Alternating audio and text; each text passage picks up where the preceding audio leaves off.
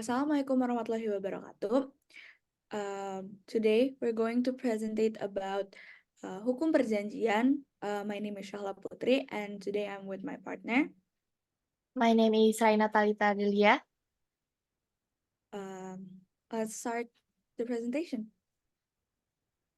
The first one is understanding of business law. Determine the format process of establish of a business organization and regular related to the selling of corporate entitles. Jadi di sini itu adalah pemahaman hukum perjanjian. Hukum perjanjian menentukan proses formal pendirian organisasi, bisnis, dan regulasi terkait penjualan entitas korporasi. Ini juga mencakup pemberian hak, penyusunan, dan delegasi pekerjaan, pelanggaran kontrak, transaksi, dan saksi atas pelanggaran kesepakatan. And then there are the importance of contract law in everyday life. Business law has many purposes. It helps ensure fairness in a business transactions between other business involved in a deal or a dispute. Next slide. And then there are legal term of agreement. Agreement between the parties involve a contract in an argument between two or more persons enforced by law and create a legal relationship of rights and duties on the parties. And then there are binding strength. Pacta sunt servanda. Pacta sunt servanda is a legal principle that applies universally. With this principle, everyone is expected to carry out an agreement made with other parties voluntarily. And then there are the principle of good faith. It is settled principle of contract law that is contracted party must perform her contractual duties in good faith. The meaning of the duty of good faith is complex. The next slide. And then there are argumentative. The first one is official agreement atau perjanjian resmi. Dua negara membuat keputusan formal tentang tindakan masa depan seperti perjanjian perdamaian setelah konflik. Lalu ada actual agreement, yaitu perjanjian sebenarnya. Seorang pemegang polisi asuransi mengajukan pemerintahan untuk menambah cakupan asuransi kesehatan tambahan. And then there are free agreement, yaitu perjanjian bebas. Contohnya adalah negara A dan negara B membuat perjanjian untuk menghapuskan tarif impor untuk produk tertentu, memfasilitasi perdagangan bebas antara keduanya.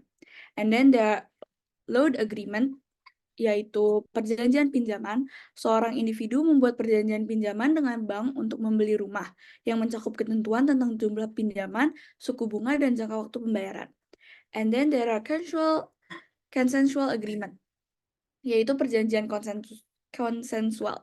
Contohnya adalah Anda dan tetangga Anda setuju untuk berbagi biaya pembangunan pagar terpisah antara rumah Anda masing-masing. And then there are unilateral agreement, yaitu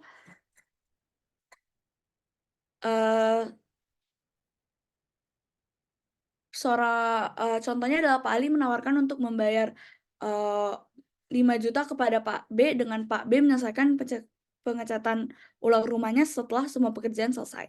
And then the last one is reciprocal agreement, yaitu perjanjian timbal balik. Negara A dan negara B memiliki perjanjian yang memungkinkan warga negara A yang bekerja di negara B untuk membayar pajak hanya kepada negara A. The next slide. And then there are formation of agreement. The first one is state of forming an agreement. Tahapan pembentukan perjanjian. Pembentukan perjanjian melalui rangkaian langkah yang melibatkan proses negosiasi, penawaran, penerimaan, dan membuat dokumen hukum yang sah. And then there are offer and acceptance. Penawaran dan penerimaan. Langkah pertama dalam pembentukan perjanjian adalah penawaran oleh satu pihak kepada pihak lainnya. Penawaran harus jelas, spesifik, dan mengikat jika diterima. Penerima penawaran oleh pihak lain menyatakan kesepakatan untuk menerima kondisi yang ditawarkan. Contohnya, Pak Budi menawarkan untuk menjual mobilnya kepada Pak Ahmad seharga 100 juta. Pak Ahmad menerima penawaran tersebut, menyatakan kesepakatan untuk membeli mobil tersebut dengan harga yang ditawarkan. And then the third one is agreement regarding certain matters. Perjanjian mengenai hal-hal tertentu. Sebelum perjanjian final dibuat, pihak-pihak yang terlibat harus setuju pada semua aspek yang relevan. Hal ini mencakup rincian seperti harga, waktu, kuantitas, dan persyaratan lain yang relevan dengan perjanjian. Contohnya, sebuah mendatang kontrak pembelian mobil, Pak Budi dan Pak Ahmad harus setuju pada semua detail transaksi, termasuk harga, kondisi mobil, dan harga penyerahan. And then the last one is making a deed of agreement, pembuatan hak perjanjian. Setelah kesepakatan dicapai, perjanjian seringkali didokumentasi dalam bentuk akta perjanjian yang sah. Dokumen ini mencatat sebuah rincian penting dan merupakan bukti yang mengikat secara hukum. Contohnya, Pak Pudi dan Pak Ahmad membuat akta perjanjian yang mencatat semua rincian pembelian mobil, termasuk harga, kondisi mobil, dan tanggal penyerahan. Dokumen ini menjadi bukti sah dari kesepakatan mereka.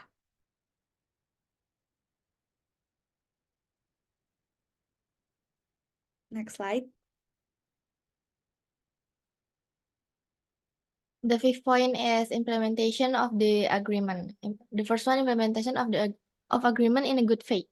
Implementation of the contract within good faith is defined by both parties must apply the one against the other as among a polite person without without subterfuge, without interfering with the other party by not by looking at its own interests, but also with see the other party's interests. Artinya implementasi perjanjian dengan itikat baik. Pelaksanaan akad dengan itikat baik diartikan bahwa kedua belah pihak harus menerapkan yang satu terhadap yang lainnya, seperti antara orang santun tanpa muslihat, tanpa akal-akalan, tanpa mencampuri pihak lain, tidak dengan memandang kepentingannya sendiri. The second one is settlement of disputes in agreement. Settlement agreements or formally known as compromise agreement state that in return for a payment, you give up your right to bring claims against your employer at the employment tribunal or the courts. Artinya penyelesaian perselisihan dalam perjanjian. Jadi perjanjian penyelesaian atau yang sebelumnya dikenal sebagai perjanjian kompromi menyatakan bahwa sebagai imbalan atas pembayaran Anda melepaskan hak Anda untuk mengajukan tuntutan terhadap pemberi kerja Anda di pengadilan ketenagakerjaan atau di pengadilan. The third one, termination of agreement.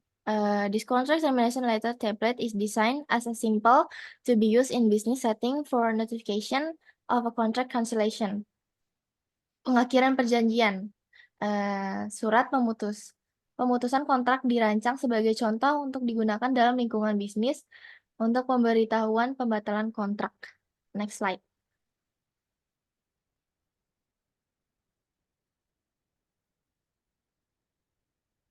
There are 3 points in here. The purpose. The obvious purpose would be to pursue, but you also might aim to educate, to raise awareness. Make sure you specific pursuit purpose is clear, that is outline the argument that you will present, and consider the action you wish your audience to take if you are successful in persuading them. Second one, context. This can include situational, authorial, historical, social, or political context. Determine your hypothetical text to be published.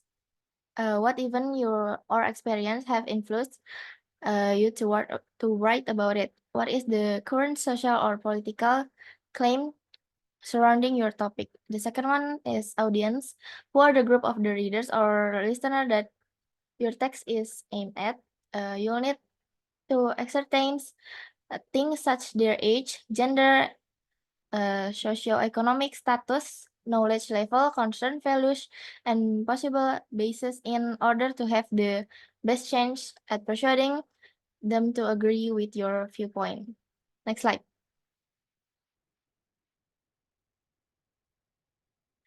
The last point is conclusion. So agreement law is a rule that regulates the legal relationship between the parties involved in an agreement.